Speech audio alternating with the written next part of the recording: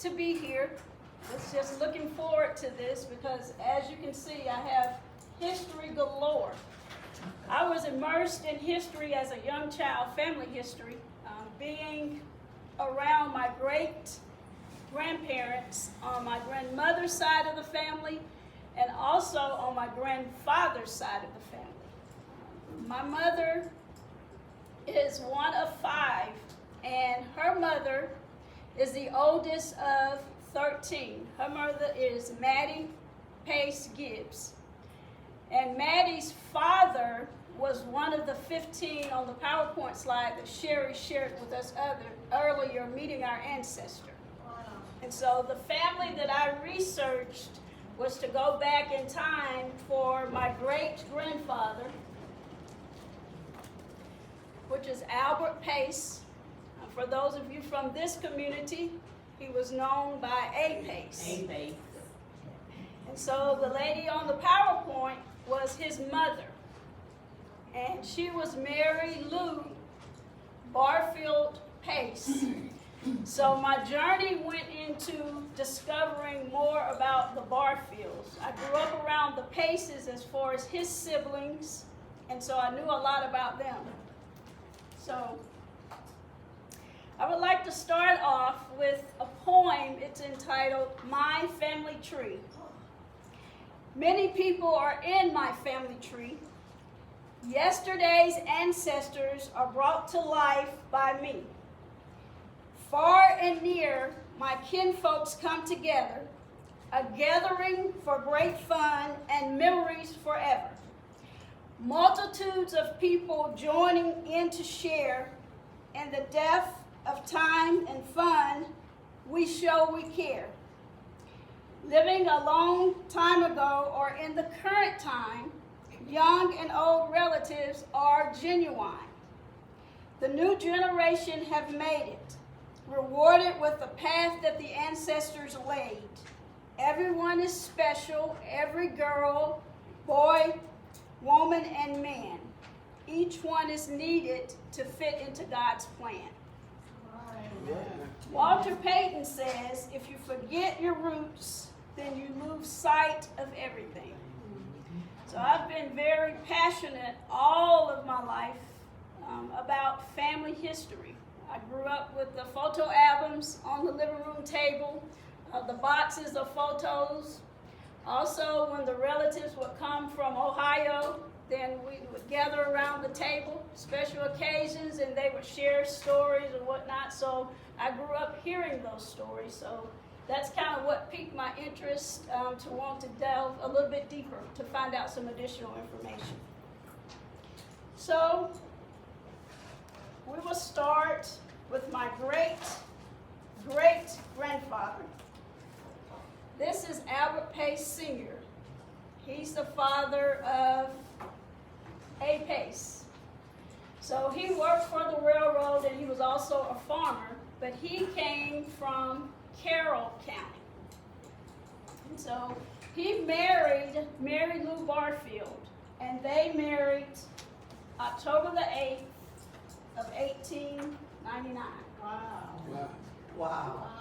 So my journey started in terms of dibbling into the Barfield side of the family with an aunt that's originally from here. She was a Sherfield by birth and a Pace by marriage. Her name was Gladys Sherfield Pace. She's the youngest, and she just passed away in 21. But I was visiting her in 1993, and she had an obituary of a Rogers Davenport.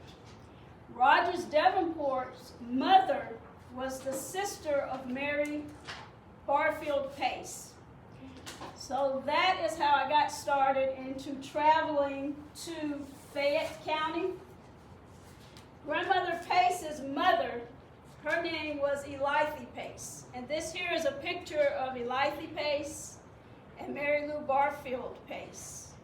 Elitha Pace grew up in Woolsey, Georgia, which is in Fayette County.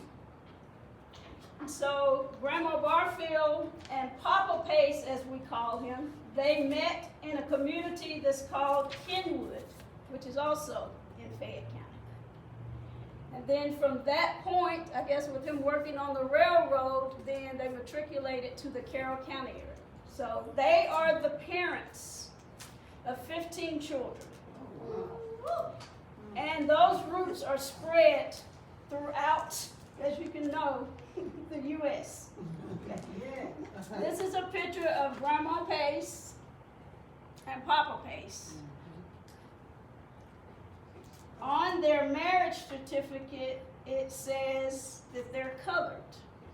And we've talked about today the distinction between how records are maintained and how they're kept. And so it has it in here that they are colored. Colored is how they established it. We've talked a lot today about the census. Papa Pace, his mother's name was Lavinia Pace.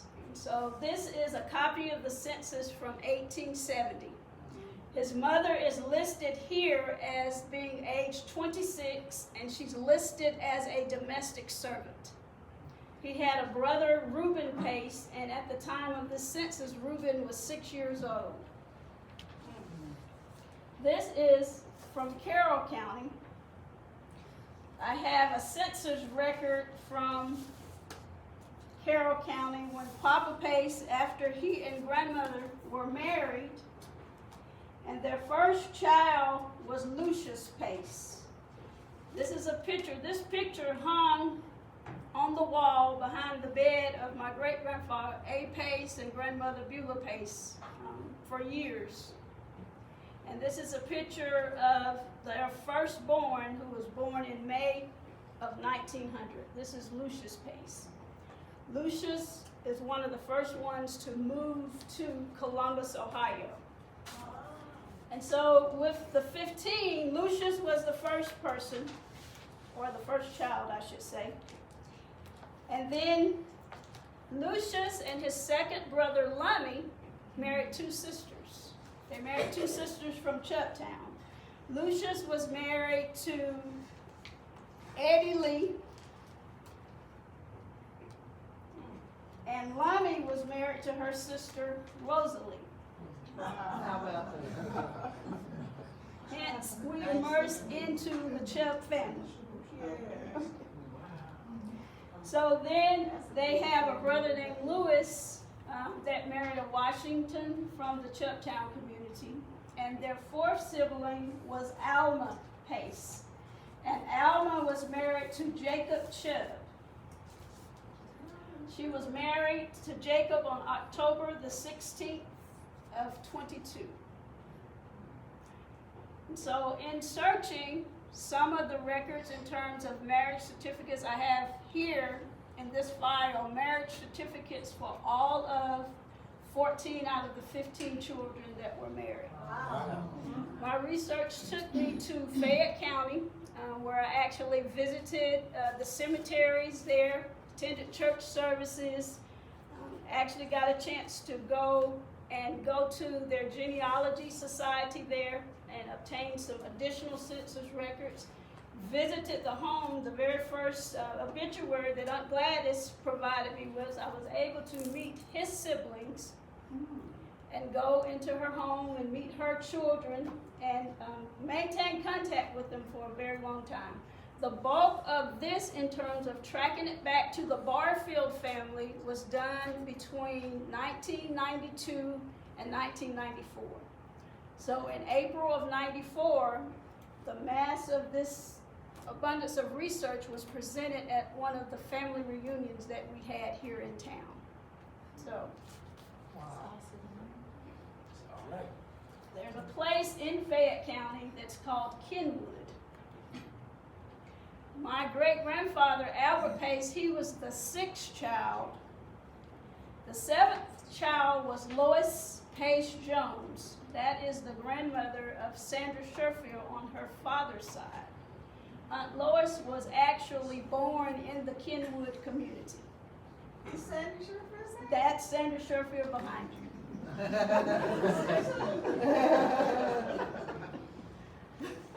So we, my cousin Michelle Redwine and my cousin Ebony Maddox, we just kind of went one January of '94, and just went through that community, taking pictures and visiting the landmarks and documenting where our ancestors had come from. So, and it turns out that this church is the oldest church. This is Flint Ridge Baptist Church in Fayette County, and it was the oldest church in that community at that time. Very impressive. So, turned out that while I was there at a church service there, I met some Jones, the Jones family, and they were actually the in-laws to one of my grandmother's nieces, her brother's child. Wow. So I've always been fascinated as to how the connections overlap. And so it's just a hobby for me to be able to maintain this research, and for each one of the 15 children, I did kind of like a little scrapbook. And it has information. Some of the information actually has what they have actually done in their lifetimes, but some of the information has copies of their obituaries. Some of them have pictures that we have taken at family gatherings down the years. This is from Uncle Lucia's. So this is information that I obtained from the Carroll County Historical Society at the time that I was doing the research. Ms. Gibbs, Yes. so do you remember when you started doing this, approximately how old you were, if you don't mind me asking, when you started, when you got your first piece of information? Well, some of it was just natural, having grown up. My mother's grandmother on her father's side was my babysitter. So rather than go It to was just daycare, given it was to just, I was surrounded by it. Oh, Every day when I was there at home, it was photo albums, pictures, newspaper clippings, obituaries, and that's how I guess I became immersed in it. My grandmother on Thompson Street, which is Beulah Pace, which is my grandmother's mother, once she passed, I inherited all of her obituaries to add to my own collection. Jane's gonna wanna look at those. Wow. And the reason I ask that is because that's a lifetime of work you've already undertaken. Very. And you're not done yet. Right. And that's amazing. And a lot, this was prior to technology being as advanced as it is. Right. So the task that I have before me at this time is to upgrade it because it is so outdated. We've had so many additions, but also so many losses. Yeah. So that's the task that I have before me now, of learning to preserve it in such a way, because as you know, the papers and stuff start to turn brown or what have you, but to be able to preserve it, to pass it on to the next generation. Elitha Barfield, who was the grandmother of the 15, this is her death certificate. She passed October the 13th of 1949, and at that time she was a resident here in Polk County, and she actually lived on Martell Street here in Polk County. She is buried at St. Luke Baptist Church at the cemetery there behind the church. And then the mother of the 15, who was actually on the PowerPoint, this is her death certificate. She ultimately moved to Columbus, Ohio, where she passed away April the 12th of 1966, but they brought her back home, and she's buried at St. Luke. Wow. Where's that cemetery at? Somebody else. It's 1111 Friendship Road at St. Luke Baptist Church here in Cedartown, here in Polk County. Okay, yeah. Friendship Road. It's on Friendship Road. Keisha, I hope I don't mess you up, but I'm thinking about my buddy from Cliff Face. Is he in there somewhere? He is Albert Pace's son. He is his fourth child. This Albert Pace, he is my grandmother's brother. My grandmother is the oldest, and Aaron is the baby. It was 13 of them. My grandmother has outlived 8 of her siblings. Wow. It was 8 boys and 5 girls. Aaron is the only boy that lives, and then 4 of the girls are still living. And your grandmother is one of the ones still living? My grandmother is living. She's 95. November she will be 96. Wow. Right. You're taking care of And her. she don't look that age. She's taking care of her, Brent, 95-year-old, Oh, that's amazing. and her mother. Yes. So, exploring my family roots, as I stated, was set in motion just by going to Aunt Gladys. But it has been an ever-evolving goal, and it will continue to evolve. As my journey unfolded and I reflected on my passion for tracing my family roots, I realized that genealogy is just not about putting names on the pedigree chart. It is actually where you're getting your sense of belonging, getting your identity, it's establishing your character. You're able to see the lessons that your ancestors, that they learned, but also the challenges that they faced. So it gives you strength for the journey going forward, so that on a day-to-day basis that we're able to overcome the adversities that we face. Just looking at their lives and the things that they have accomplished with a little. My grandfather, he farmed, but he owned his own farm, approximately 124 acres, and it was located in the Young Station community, right off of Highway 27. But in addition to farming, he also worked for Goodyear Tire and Rubber Company. So hard work was a part of the DNA, and it matriculated down through the other generations. Each revelation is a bridge connecting us not only to our ancestors, but to the living members that have scattered near and far. The process, as has been stated, sometimes is painstaking, sometimes it's frustrations that are involved. You spend hours and hours looking through microfilm or looking through census records and looking through, like you say, records where the spelling, there's a variation with the spelling, and then it's faded out, you can't see it, you can't read it, but then you keep pushing and keep pushing and keep pushing to overcome that. Every detail that's uncovered adds another dimension to identifying who we are and understanding who we are. It weaves a type of fabric where it shapes not just the current generation, but it shapes those that are to follow after us, and it lays a foundation that in the current world that they're being born into, they have no knowledge or they don't have first-hand knowledge. So it gives them a foundation from which to move forward from. The pursuit of genealogy often begins with curiosity, but it quickly evolves into a quest for understanding, one that bridges generations, dissolves boundaries, and instills meaning into our lives, a sense of purpose.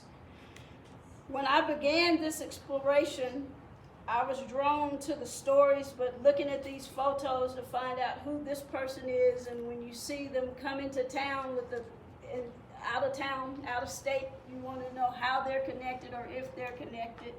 But it's more than that. It uncovers, when you look at their death records, their marriage records, it uncovers the stories of their lives.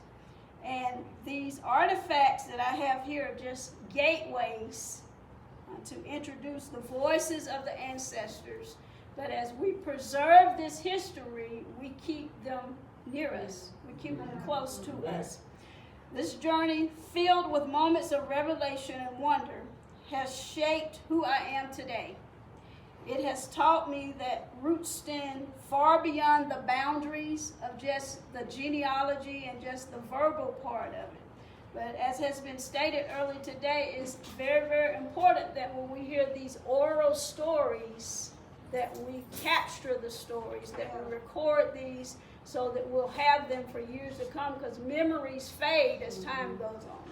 So it's crucial that we do that.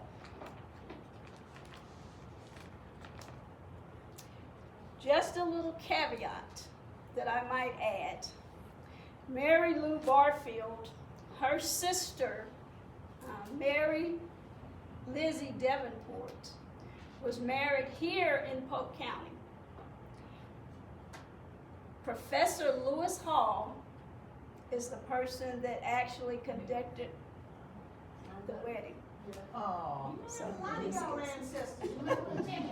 they were married January the 25th of 1903. Wow. I have a question, Yes. or a statement.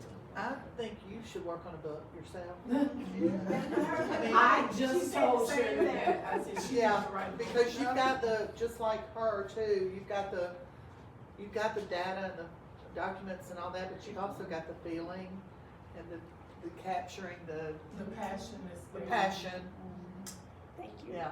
I can see that. But But writing a book is not as easy as it sounds. No, It took me 12 years. yeah.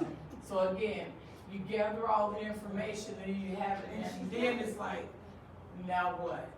But it's a passion, it's a love quest is what it is. You use the word quest, and that's what it is. It's a love quest to ensure that your family is never erased. Yes. That what they did was important, what they endured was important, and the stories need to be told over and over and over again. Thank you. How do you keep up with all this Yeah, stuff I at was home? gonna say, you're pretty organized. Yeah, you Well, are, very much. I Do you keep- have a whole room at your house where?